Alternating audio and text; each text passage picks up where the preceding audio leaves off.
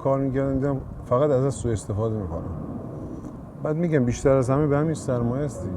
پول به پول، حرف اول و آخر پول میزنم.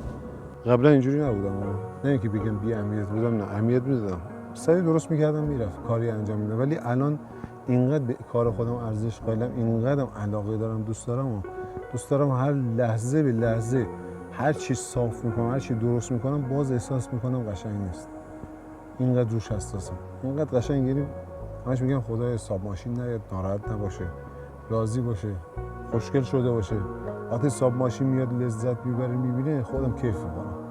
ساعت تفریح تو ساعت کارت همیشه مشخص باشه، درآمدت مشخص باشه، نه اینکه فقط بخوای کار کردن نیستش. که دوست دارم اون کاری که دارم میکنم همون قدم در هفته در روز مشخص باشه، چه ساعت تعطیل کنم، چه جوری از اون پول لذت ببرم، کجا برم.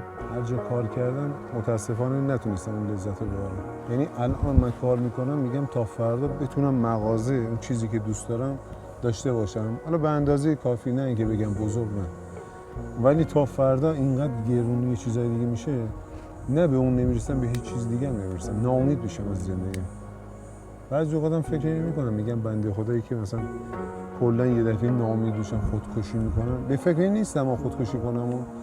یعنی تازه یه جورایی میفهمم میگم به کجاش رسیده که این کارو کرده.